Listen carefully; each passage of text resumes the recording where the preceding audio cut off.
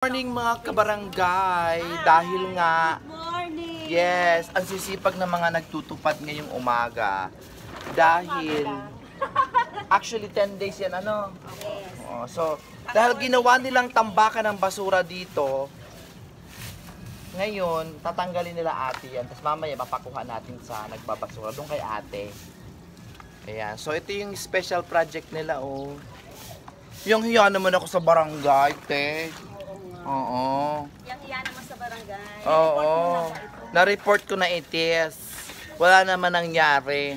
Thank you. Nandun lang sila nakatanga sa old barangay. Hala siya. Pag tuwing dumadaan ako doon, Oh. mga nakaupo, minsan naninigarilyo pa sa labas. Oh. Kung lamig-lamig pa naman doon. Oo. So, saludo tayo sa mga masisipag na nagtutupad. Congressman Tami Zamora. Yes. Ay, kay Congressman Pami Zamora kayo. Yes. Ayan. Thank you very much. Sige po. YouTube channel. Yes. Ilang subscribers yun?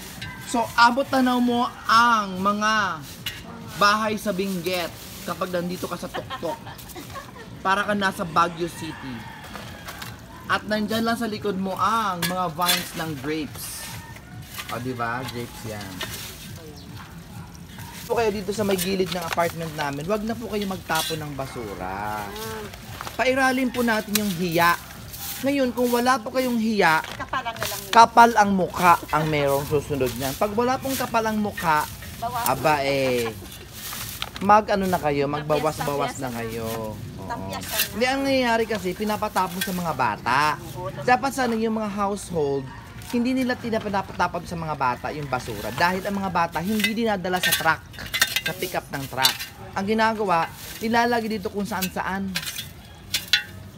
This is the same problem, paulit-ulit.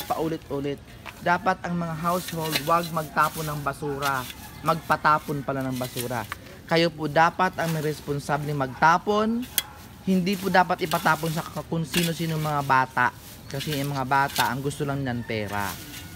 Ayan ha. Thank you ate.